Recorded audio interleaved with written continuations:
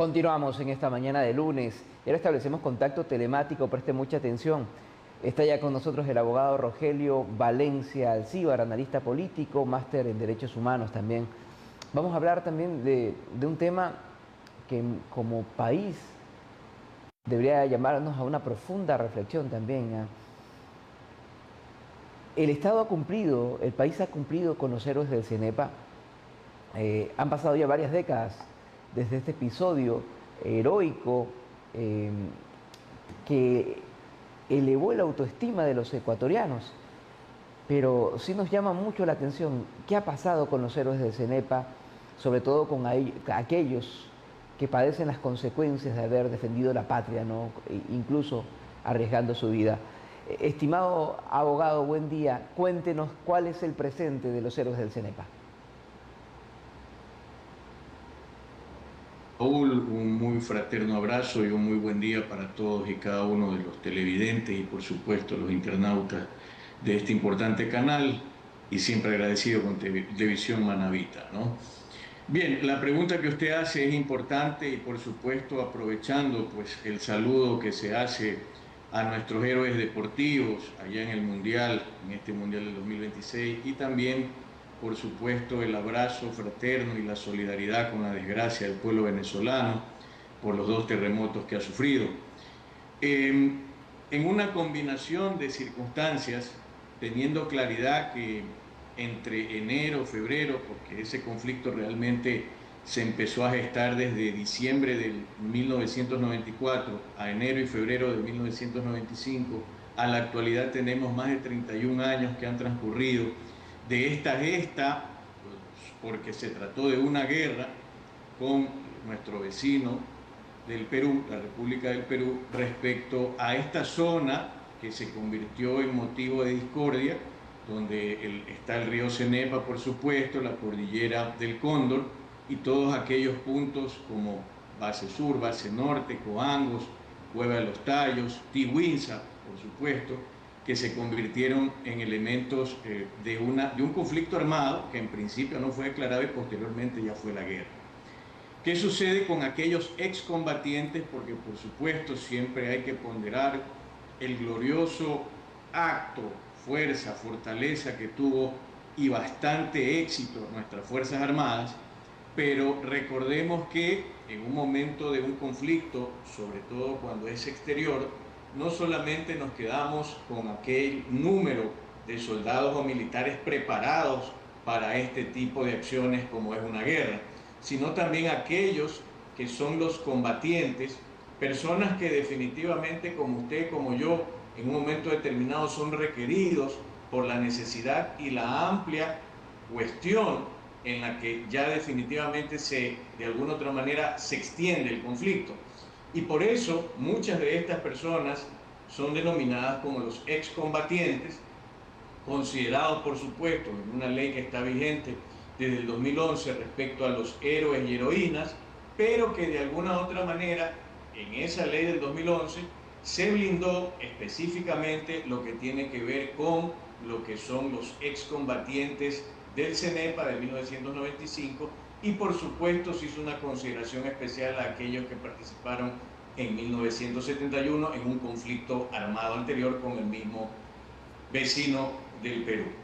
Pero la situación actual llama mucho la atención porque entre la interpretación, la consideración o no respecto de lo que se debe cumplir en el reconocimiento a estos héroes de guerra, excombatientes, personas civiles que tuvieron que con poco y nada de entrenamiento estar en el frente de combate, definitivamente deja mucho que desear. Si bien es cierto, existe la normativa, siempre tenemos que entender que aparte de la normativa se necesita la decisión para la ejecución de la misma. Y de alguna otra manera, una reforma que se hizo en el año 2012 de la ley del 2011 de héroes y heroínas, lógicamente trató y busca de alguna otra forma tener de manera actualizada todo aquello que corresponde a lo que es definitivamente de alguna otra manera buscar darle un lineamiento prudente y adecuado a estos seres humanos y sus familias en un reconocimiento económico de un salario básico unificado mensual, con la finalidad de que, estableciendo esto a través de una reforma del 2012, definitivamente se pueda no solamente dar una ayuda, sino también mantener ese reconocimiento, porque las condecoraciones, los agradecimientos y los acuerdos o resoluciones que se puedan emitir a través del órgano legislativo y por supuesto a través de aquello que puede hacer el presidente de la República o el gobierno nacional, en su momento ya se han venido realizando. Pero no podemos dejar a personas que, por supuesto, al no haber sido militares o no ser militares, sea en este caso servicio pasivo, no tienen una jubilación, por supuesto, no están en una afiliación de seguro social, porque resulta que muchos, producto de lo que tiene que ver con ese diagrama o efecto negativo que es un estrés postraumático a nivel mental, o por supuesto las diversas situaciones emocionales con las que se quedan e impresiones estos seres humanos, que pueden ser normalmente lidiados por su familia y aún así muchas veces aislados por la sociedad o por sus amigos, y en otras ocasiones incluso aislados por la misma familia, definitivamente ellos requieren un sustento y por supuesto en su mayoría no laboran de una manera con relación de dependencia, por lo tanto no están afiliados al seguro social en general, ese seguro general. Muchos tienen el seguro social campesino, porque también tenemos que tomar en cuenta que muchas personas, sobre todo las del Oriente, fueron seres humanos, fueron llevados al frente, estuvieron en el frente, pero definitivamente su labor tiene que ver con el campo y por supuesto de alguna u otra manera se han hecho eco en cuanto a la producción que nuestro sector, nuestras provincias, nuestra importante gama de producción en el Oriente rinde al Ecuador, que muchas veces no se tiene la consideración para estos héroes,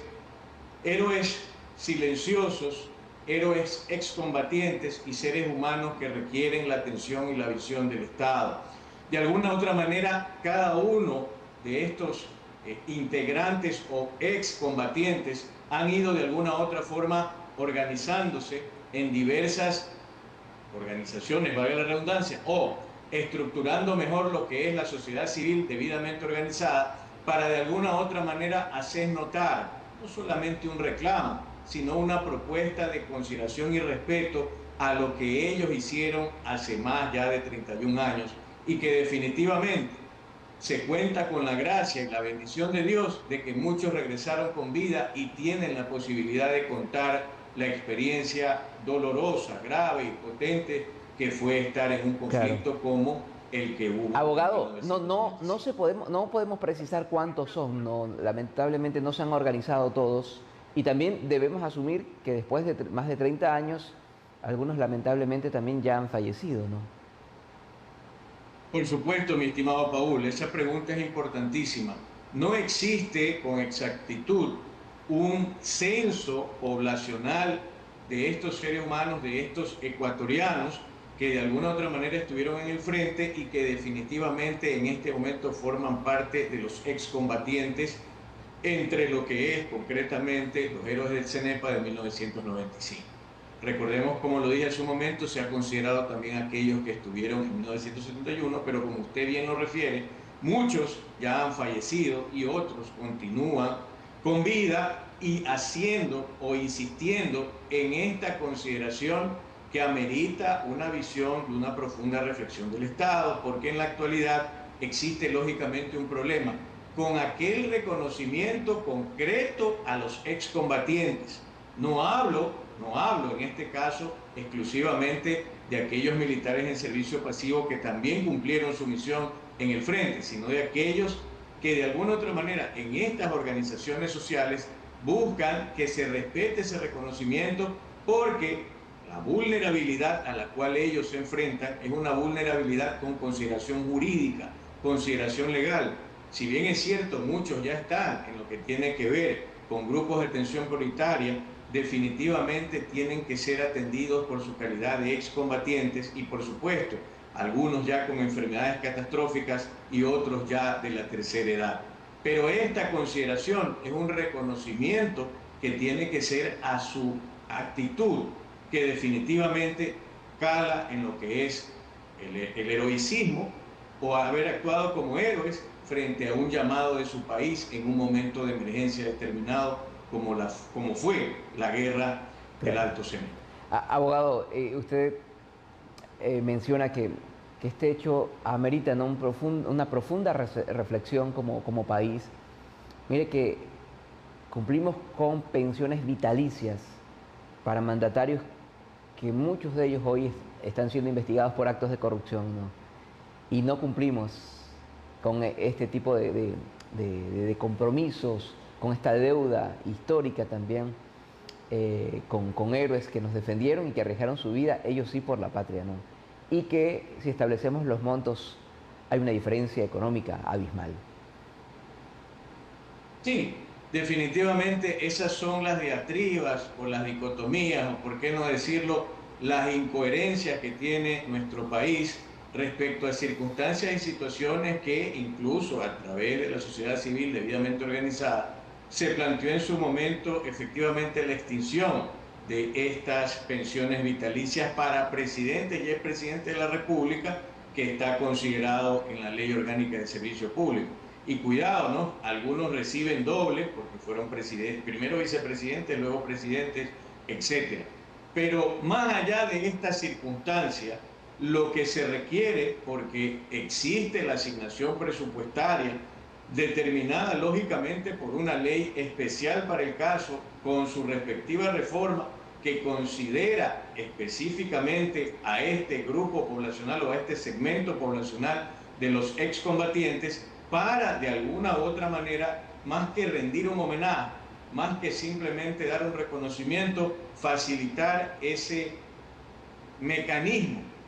de valoración, y en este caso económica, a través de un salario básico unificado, que lo que se pide es que los consideren como tal, como excombatientes, más allá de que muchos están en tercera edad, de que muchos se encuentran ya con enfermedades catastróficas y por supuesto algunos ya son parte de los deciles del nivel de pobreza, pero mucho más importante será siempre darle el realce a que ellos, como excombatientes, fueron personas que arriesgaron lo más importante, que es su vida, por lógicamente mantener la heredad territorial y sostener la existencia de la República del Ecuador como hoy la conocemos. Abogado, si hoy tocara hacer justicia, esto depende directamente, obviamente, ¿no?, del gobierno central, presidencia de la República, puede directamente, ¿no?, gestionarlo. El Ministerio de Defensa, se me ocurre, y por lo del censo, por la situación de vulnerabilidad, de pronto el Ministerio de Desarrollo Humano. ¿De quién más depende esto? Y el Ministerio de Finanzas. La misma norma que se estableció en 2011 con la reforma del 2012 delinea que quien está a cargo de esto efectivamente es el Ministerio de Desarrollo Humano, anteriormente conocido como Ministerio de Inclusión Económica y Social. Independientemente de aquello, el trabajo es conjunto, porque como usted verá, para poder determinar lo que es el reconocimiento propiamente dicho, que tiene que ver con este salario básico unificado, para que no existan personas que se aprovechen de esta calidad o de esta consideración de excombatientes, lógicamente se hace un análisis, un barrido en el cual participan, por supuesto, el Ministerio de Defensa, participa el IFA, participa por obvias razones el Ministerio de Finanzas, y desde ya el 2019 para acá, con la creación de la Unidad del Registro Social, participa la misma. Sin embargo, el problema de fondo, y por el cual siempre se ha hecho un llamado de parte de estas organizaciones, es la consideración como excombatientes, porque si bien es cierto, el Ministerio de Inclusión Económica y Social, actual Ministerio de Desarrollo Humano, que está incorporado en esta reestructuración, lógicamente que se ha hecho de varios ministerios, definitivamente lo que se solicita es que se comprenda, se entienda y se atienda la categoría y la consideración de lo que es ser un excombatiente, porque definitivamente eso le da un tinte muy diferente a las situaciones que lógicamente ameritan ser atendidas como grupos de atención prioritaria. Pero la vulnerabilidad de la que se expresa la ley efectivamente nace de la misma, producto de lo que han tenido que sufrir estas personas cuando estuvieron en el frente y posterior a la guerra, porque prácticamente es intentar una reinserción social con todos los traumas, con todas las heridas, no solo físicas, sino también mentales, que un ser humano se lleva después de estar en el frente de guerra, ver morir a sus compañeros o compatriotas y además, inclusive, tener la posibilidad y el dolor e incluso la paranoia de poder haber dejado de existir y no volver con sus seres queridos. Eso es lo que se tiene que atender como corresponde por parte del Estado central y, por supuesto, de parte de la Asamblea Nacional en lo que tiene que ver con la fiscalización y el cumplimiento de la ley y su reforma. Estimado abogado, queremos agradecerle por acompañarnos, ¿no? Y por acá agradecer también a quienes interactúan con nosotros, don Jaime Macías, también excombatiente, miren, precisamente reservista, nos escribe en interno también, dándonos a conocer que muchos compañeros de ellos se reúnen cada año, bueno, los que pueden, ¿no? Y que ya muchos han muerto sin recibir este tipo de reconocimiento. Abogado, un abrazo, que tenga excelente día. Un abrazo para usted y para toda la televisión manabita y los hermanos, por supuesto, de esa hermosa provincia de Manabí. Y gracias a Televisión Manabita por dar un espacio y una consideración, porque este grupo poblacional lo requiere y es bastante importante y numeroso, aunque actualmente no se tenga el detalle exacto de su cantidad. Definitivamente. Nosotros continuamos con más de TV Noticias. Vamos a una pausa, una breve pausa, y ahora retornamos con más.